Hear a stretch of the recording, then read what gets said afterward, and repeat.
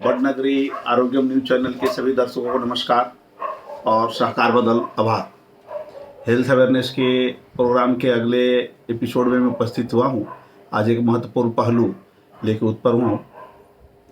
Generally पैखाने के रास्ते की बीमारी जो होती है फीसर और हेमोरॉइड्स या पाइल्स जिसको बोलते हैं, उसके बारे में कुछ ज़रूरी बातें बताने के लिए उपस्थित हुआ हूँ। तो इसमें ऐसा है दोस्तों, एनल जो हमारा पैखाना का रास्ता है उसमें 3-4 बीमारियां बहुत कॉमन है, बराबर ना, जिसमें 2 बहुत ही कॉमन है, बाकी सब अनकॉमन है। जिसमें सबसे पहला होता है रेक्टल कैंसर, दूसरा होता है एनल फीसर जिसमें पैखाने के रास्ते को छील जाना बोलते हैं, तीसरा है पाइल्स या हेमोरॉइड्स जिसमें ब्लीडिंग होता है, और एक होता है हमारा फिस्टुला इन एनो जिसको हम भगंदर बोलते हैं। यानी 4 तरह की बीमारियां मुख्यतः इनकाउंटर होती है हमारे प्रैक्टिस में। तो इसमें से मैंने 2 वस्तुओं को बहुत ज़्यादा हाईलाइट करना चाहता हूँ। उसमें एक है फीसर और एक है फिस्टुला, हेमोरॉइड्स या पाइल्स। फीसर एंड हेमोरॉइड्स या पाइल्स। तो फीसर में पैखाने का रास्ता छील जाता है तो उसमें दर्द अतिशय होता है, खून नहीं निकलता, ब्लीडिंग नहीं होता है, और पैखाना करने में आदमी को दिक्कत होता है, बैठने में इवेंट तो दिक्कत होता है क्योंकि वहाँ पर का एरिया मॉइस्ट रहता है, पसीना उसके ऊपर पड़ेगा छिला हुआ जगह पर तो जलन होगा, तो लंबा समय तक बैठने में उनको दिक्कत होता है। यानी पेन ही उसका प्रमुख पार्ट है। उठने बैठने में दिक्कत होना, लंबे समय तक बैठ नहीं पाता है, बराबर, जलन होना, बराबर, इस तरह का चीज़ अगर हो रही है, ब्लीडिंग नहीं हो रहा है तो मोस्ट प्रोबेबली फीसर है। और अगर पैखाना का रास्ता में पैखाना के बाद खून आ रहा है, तो अगर खून आ रहा है इसका मतलब है कि पाइल्स भी हो सकता है, कैंसर भी हो सकता है और फीसर भी हो सकता है। तो इसमें डिफरेंस के लिए हम लोग यदि पूछते हैं कि पैखाना करने के पहले ब्लीडिंग आ रहा है, अगर पहले ब्लीडिंग आ रहा है तो संभावना है कैंसर की। अगर पैखाना के साथ ब्लीडिंग आ रहा है तो संभावना है फीसर की। और पैखाना कर लेने के बाद अगर टिप्पा टिप्पा बूंद पड़ रहा है खून का तो ये पॉसिबिलिटी है पाइल्स या हेमोरॉइड्स की, बराबर ना। फिस्टुला के लिए आपको सर्जन को दिखाना पड़ेगा, प्रोक्टोस्कोप करके वो देखेंगे। मैं एक्चुअली एक चीज़ इसमें बता देना चाहता हूँ। फिस्टुला में मोस्ट कॉमन जो कारण निकलता है जनरली ट्यूबरकुलोसिस। सिंगल फिस्टुला ठीक है, 10-20% में इन्फेक्शन भी हो सकता है, रेक्टल एनल एब्सेस हुआ, पेरिएनल एब्सेस हुआ और हो गया। लेकिन जनरली मैंने जो देखा है, जनरली ओल्ड एज डायबिटीज वाले पेशेंट हैं या कैकेक्सिक पेशेंट हैं या माल न्यूरिश पेशेंट हैं और मल्टीपल खास करके पेरिएनल एरिया में ओपनिंग है, अंदर का ओपनिंग एक है, तो टीबी होने की संभावना होती है। चलिए सब बातों को छोड़ते हैं, अभी आगे बढ़ने के पहले फीसर और पाइल्स, ये 2 बीमारियां ऐसी है जिसको हम खुद पालते हैं, बराबर। इसका होने का कारण जो है मोस्टली कंस्टिपेशन है, डायरिया है, इरिटेबल बाउल सिंड्रोम है। 3 वस्तुओं जनरली ज़्यादा होता है। पहला कंस्टिपेशन यानी कब्जियत, यानी पैखाना का दिक्कत से होना। दूसरा है या तो बहुत बार डायरिया हो रहा है, दिन में 10 बार जा रहे हैं आप, बार बार उठ रहे हैं, बैठ रहे हैं, जा रहे हैं, तो भी अगर क्रोनिक डायरिया है 6 महीने से ज़्यादा, अगर आपको इस तरह का प्रॉब्लम है तो हो सकता है कि आपको पाइल्स हो जाए या फीसर भी हो सकता है अगर कड़ा पैखाना हो तो। तीसरा है आईबीएस। आईबीएस में भी सेम ही होता है, आईबीएस कंस्टिपेशन के साथ भी होता है, आईबीएस डायरिया के साथ भी होता है। Irritable bowel syndrome with constipation, irritable bowel syndrome with diarrhoea, यानी ये दोनों का ही पार्ट है। यानी इन दर्दियों को ज़्यादा संभावना है पैखाने का रास्ता छीलने का, यानी फीसर होने का और पाइल्स होने का। तो पाइल्स में क्या होता है कि पैखाने के रास्ते में जो घड़ी आप देखते हैं उसमें 3 जगह पर 3 नंबर, 7 नंबर और 11 नंबर, 3, 7, 11, 3 जगह पर क्या होता है, खून की जो नली होती है, भेन जिसको बोलते हैं, अशुद्ध रक्त जो लेके चलता है, उसके गुच्छे बने होते हैं, पोर्टोसिस्टेमिक शंट बोलते हैं उसको। तो वहाँ पर एक खून का गट्ठा, मतलब जो नलियों का गुच्छा बना होता है, वो 3 नंबर पर भी होता है, 7 नंबर पर भी होता है, 11 नंबर पर भी होता है। उसके अंदर किसी कारण से अनवांटेड बहुत लंबे समय से प्रेशर रहने से वो खून की नलियाँ डायलेट होने लगती है। डायलेट होने तो इतना डायलेट हो जाती है कि वो प्रोलैप्स हो जाती है, और बहुत ज़्यादा प्रोलैप्स होने के बाद और खून की नली पतली हो जाती है तो ब्लीड करने लगता है, बराबर ना। इसी का साथ पर स्टेजिंग भी किया गया है। तो अगर ब्लीड कर रहा है इसका मतलब है कि उस जगह पर अनवांटेड प्रेशर पड़ रहा है। तो दोस्तों इसी को पाइल्स बोलते हैं, इसी को हेमोरॉइड्स बोलते हैं। स्टेज 3 या लेट स्टेज में तो इसमें ऑपरेशन ही आता है, सर्जिकल इंटरवेंशन के अलावा ये ठीक नहीं हो सकता। लेकिन आपको ना हो और हो तो आपका फर्स्ट स्टेज में रहे, सेकेंड स्टेज में ही रहे, सेकेंड स्टेज तक, अर्ली सेकेंड स्टेज तक आप इसको मैनेज कर सकते हैं। अदरवाइज बाद में जो है इसको आपको ऑपरेशन ही करना पड़ेगा। फीसर आप इजीली मैनेजेबल है और उसको डाइट और लाइट मॉडिफिकेशन से ही करना होता है। तो आज जो मैं चर्चा करने वाला हूँ, prevention of the piles and prevention of the anal Fisher, इसमें आपको थेरापेटिक लाइफस्टाइल चेंजेस के बारे में ही बताने वाला हूँ। थेरापेटिक लाइफस्टाइल चेंजेस का मतलब होता है आप अपने आचार विचार व्यवहार में इतना परिवर्तन करिए जिससे आपका बीमारी कंट्रोल हो जाए, प्रिवेंट हो जाए। तो सबसे पहला टिप्स है, इसमें कुछ टिप्स है आपको मैं देना चाहता हूँ। और पहला टिप्स है एवॉइड प्रोलॉन्ग सिटिंग।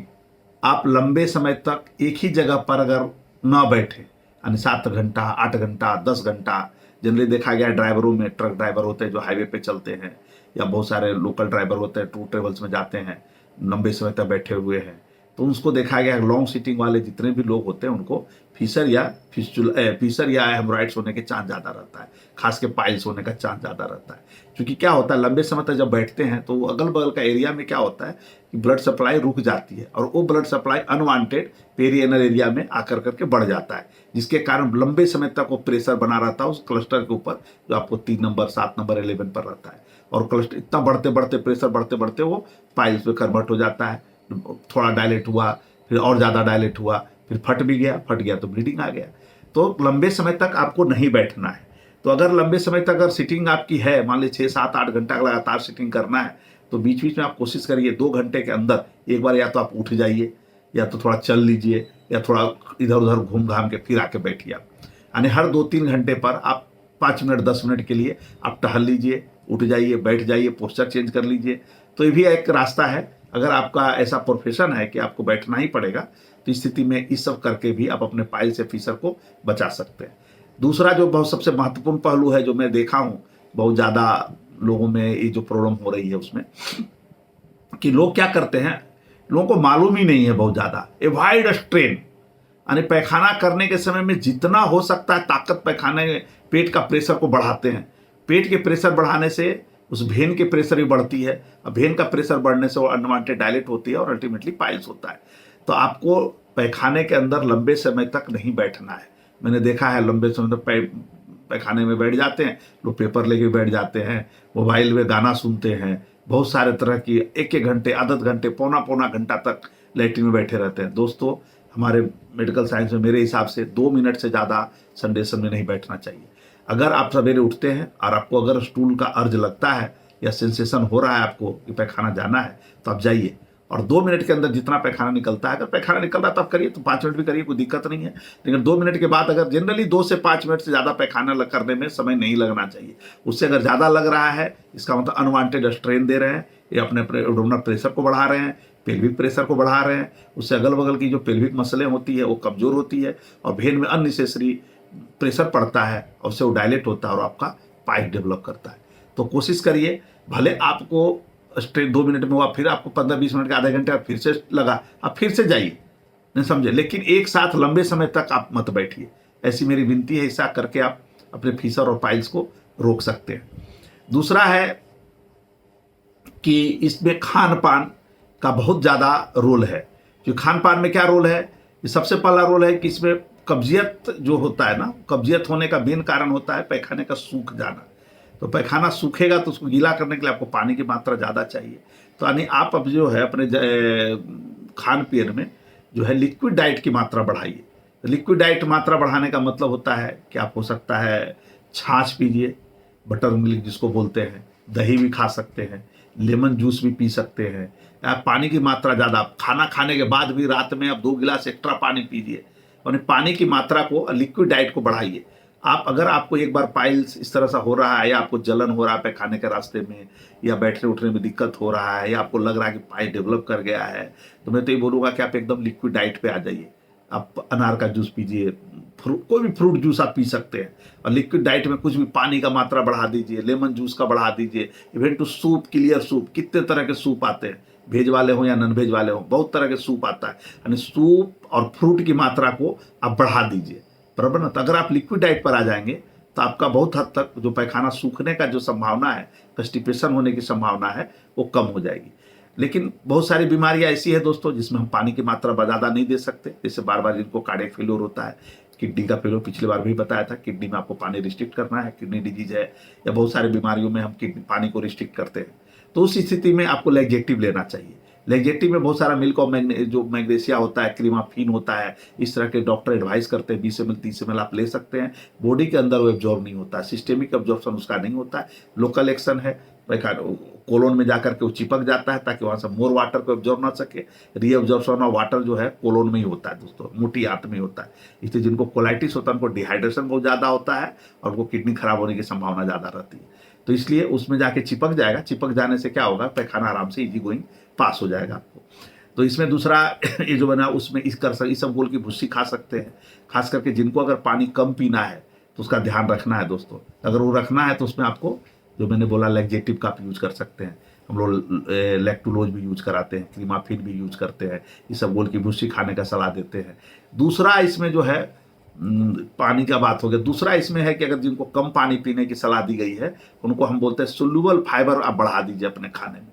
सोल्यूबल और इनसोल्यूबल दोनों फाइबर को बढ़ा सकते हैं। सोल्यूबल फाइबर वो है जो पानी में घुल जाता है, इनसोल्यूबल फाइबर वो है जो पानी में नहीं घुलता है।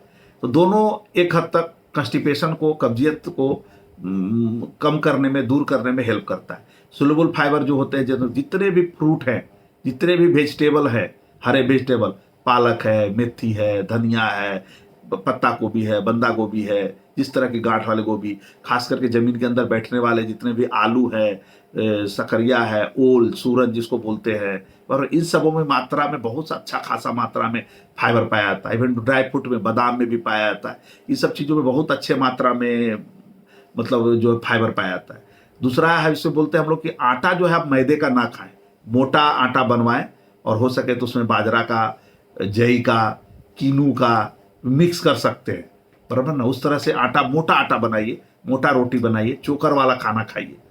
इस तरह से भी कर करके जिनको किडनी में, जिनको सलाह दिया गया पानी कम पीजिए, तो उनको इस तरह से आप कंस्टिपेशन से रोक सकते हैं। और नॉर्मल आदमी को भी इस तरह का डाइट लेने से, फ्रूट डाइट आप अगर बढ़ा देते हैं, ग्रीन लेफी वेजिटेबल बढ़ा देते हैं, जैसे मैंने बताया मेथी है, पालक है, धनिया है, ग्वार है, इस तरह का चीज़ें बढ़ा दीजिए, हरी सब्जी का मात्रा बढ़ा दीजिए। और जो फ्रूट है, फ्रूट को पील मत करिए, ऐसे फ्रूट खाइए।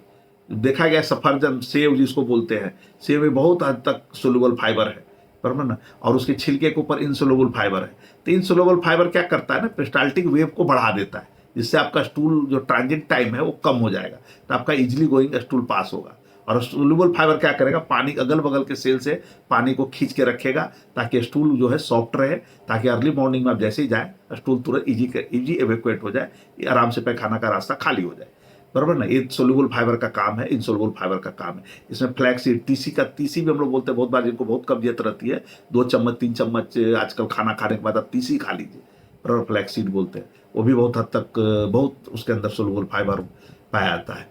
तो इस तरह कर करके आप अपने को कंस्टिपेशन से बच सकते हैं। जितने भी सोल्यूबल फाइबर है, जितने भी ग्रीन लेफी वेजिटेबल है, फ्रूट आप पूरे खाइए। पपीता भी ज़्यादा खा सकते हैं दोस्तों, पपीता और केला की मात्रा को बढ़ाइए। पपीता में नेचुरल लैक्जेटिव है, बराबर ना, उसके अंदर सोल्यूबल फाइबर भी है, नेचुरल लैक्जेटिव भी है, पेपिन प्रोटीन होता है जो पेरिस्टाल्टिक वेव को बढ़ाता है, बराबर ना। तो वो बहुत हद तक जो है कि आपके कंस्टिपेशन को कम कर देगा, तो उससे आपको फायदा होगा। उससे हेमोराइड्स होने के चांस कम हो जाएंगे, फिशर होने के चांस कम हो जाएंगे। दूसरा जैसे मैंने बताया, इसके बाद अब फाइबर के बाद की बात है। अब अगर मान लीजिए कुछ योगा है, एक्सरसाइज के कुछ, मतलब मैं बोलूँ, मैं तो योगा इंस्ट्रक्टर हूँ नहीं, लेकिन योगा में कुछ योगा है, प्राणवायु क्या क्या बोलते हैं, पश्चिमोत्पादन क्या क्या बोलते हैं उत्पाद। तो योगा से भी बहुत तरह के आसन हैं जो आप योगा इंस्ट्रक्टर उनसे बात करेंगे कि कंस्टिपेशन को अवॉइड करने के लिए कौन कौन से योगा है। 2-3 तरह के योगा है जो लोग बताते हैं कि आप करिए, तो योगा से भी बहुत हद तक फायदा हो जाता है। तीसरा इसके आगे की बात है, वेट। अगर आपका वजन बहुत ज़्यादा है, समझा, तो उससे क्या होता है कि एब्डोमिनल प्रेशर आपको पड़ता है पेल्विक मसल्स के ऊपर, बराबर ना। तो उससे भी आपका जो है हेमराइड्स होने के, यानी पाइल्स होने की संभावना और कब्जियत होकर के फिशर होने की संभावना बढ़ जाती है। तो वेट लॉस आप जरूर कराइए। वेट लॉस कराइएगा तो एब्डोमिनल प्रेशर कम होगा, पेल्विक फ्लोर पर प्रेशर कम पड़ेगा, एनल एरिया पे प्रेशर कम पड़ेगा, इंट्रा एब्डोमिनल जो वेन के ऊपर जो प्रेशर है वो भी कम पड़ेगा। यानी वेट लॉस भी किसी हद तक आपको पाइल्स में रोकने में मदद करेगा। दूसरा इसमें सबसे बड़ा प्रॉब्लम है कि क्या खा सकते हैं, वो तो मैंने बता दिया कि आपको ग्रीन लेफी वेजिटेबल खाना है, होल फ्रूट खाना है, जर्मिनेटेड चना खाना है, जर्मिनेटेड मूंग खाना है, अंगूर पूरा छिलके वाले खाइए, बेरी जितने भी ब्लैक बेरी है, प्लम बेरी है, बादाम है, वो सब आप खाइए, उस सब के अंदर सोलुबल फाइबर बहुत ज़्यादा है, बराबर ना। वो बताया मैंने आपको। पानी के बारे में बताया कि अगर जो पानी के रिस्ट्रिक्शन की नहीं है चांस, तो आप खूब पानी पीजिए। खाना खाने के बाद एक्स्ट्रा 2, ये नहीं कि पानी पिए जब प्यास लगे तब पानी पिए, इसके अलावा भी पानी पीजिए, बराबर। रात को खास करके खा लेने के बाद 2 गिलास एक्स्ट्रा पीजिए। फ्लैक्स सीड भी खा सकते हैं। ये सब चीज़ें तो खाने वाली वस्तुएं भी, गोभी, पत्ता गोभी, केला भी आप बढ़ा सकते हैं। रात को 1-2 केला खा सकते हैं। केला के अंदर बहुत प्रचुर मात्रा में सेलुलोज और सोलुबल फाइबर ये सब पाया जाता है, तो बहुत हद तक मदद करता है ये सब चीज़ों को करने में। हनी भी पी सकते हैं। हनी के अंदर एंटी इन्फ्लामेटरी प्रॉपर्टी है। घी के अंदर भी 1 चम्मच अगर घी खा सकते हैं तो भी खाइए, तो उसके अंदर भी एंटी इन्फ्लामेटरी प्रॉपर्टी है। तो आपको पाइल्स में जो उस इलाके में जो इन्फ्लामेशन अगर हुआ होगा, फिशर हुआ होगा, तो उसको भी कम करेगा। चिकनाई का भी काम करेगा, बराबर ना। सोलुबल फाइबर रहेगा तो वाटर का रिटेंशन कराएगा, तो स्टूल आपका सॉफ्ट रहेगा और इजी गोइंग पास हो। अब है दोस्तों, क्या नहीं खा सकते, बराबर ना, वो ज़्यादा इंपॉर्टेंट है। पहला है कि आप चटनी ज़्यादा मात्रा में ना खाइए, अचार नहीं खाइए, बंद डब्बा ड्राई साल्टेड फ्रूट नहीं खाइए, यानी चिप्स उप्स मत खाइए, बराबर ना। ये सब चीज़ें, मीट आपको नहीं खाना है, प्रोसेस फूड नहीं खाना है, बर्गर नहीं खाना है, पिज़्ज़ा नहीं खाना है, चीज़ नहीं खाना है। ये सब चीज़ें आपको कब्जियत में, मैदा वाला कोई वस्तु नहीं खाना है। अगर मतलब अगर आप चावल खा रहे हैं तो होल ग्रेन खाइए, मतलब ब्राउन राइस जिसको बोलते हैं, उसके छिलका भूसी जो निकाल के बनाते हैं, पॉलिश राइस जो पॉलिश कर देते हो, पॉलिश राइस नहीं खाना, ब्राउन राइस खाना, उसके ऊपर छिलका लगा होता है, बराबर ना। वो वाला खाएंगे तो उसमें क्या, सोलुबल फाइबर की मात्रा ज़्यादा होगी। मैदा खाएंगे तो मैदा पतला हो जाएगा, उसमें चोकर उतना होता नहीं है। तो अगर गेहूँ ही आपको खाना है तो मोटा गेहूँ पिसवाइए मशीन के अंदर बोल कर करके। बाजार से जो है प्रोसेस फूड मत लाइए, आप मशीन में जा करके थोड़ा मोटा आटा पिसवाइए। और नहीं हो सके तो उसके मल्टीग्रेन आजकल आटा भी आ गए हैं, बाजरा है, उसके अंदर चना है, वो अंदर जई है, ये सब किनू भी मिला देते हैं लोग, बराबर न। वो सब मिला कर करके भी आटा बना रहे हैं, और वो थोड़ा सा मोटा लगता है खाने में, लेकिन स्वास्थ्य के लिए बहुत अच्छा है। कब्जियत उससे आपको कम होगा, उससे आपको फीसर और क्या बोलते हैं इसके, हेमराइड्स में बहुत हद तक मिलेगा, मदद मिलेगा। तो ये सब चीज़ें को नहीं खाना है। फिर से याद दिला रहा हूँ, जो नहीं खाना है उसको याद करिए। अचार आपको नहीं खाना है, साल्टेड ड्राई फ्रूट नहीं खाना है, चीज़ नहीं खाना है, बर्गर नहीं खाना है, पिज़्ज़ा नहीं खाना है, कैंड फूड नहीं खाना है, इवन तो सोडा बोतल कोको कोला वाला वो भी आपको नहीं पीना है ज़्यादा मात्रा में, बराबर ना। ये सब चीज़ें से अवॉइड करिए आप, बराबर ना। तो ये सब चीज़ों को अवॉइड करने से आपका मैदा वाला कोई वस्तु नहीं खाना है, जिससे आपको कब्जियत कम होगी। पानी ज़्यादा मात्रा में पीजिए। ये सब चीज़ कर करके आप अपने आप को बचा सकते हैं पाइल्स से। धन्यवाद, बहुत बहुत धन्यवाद।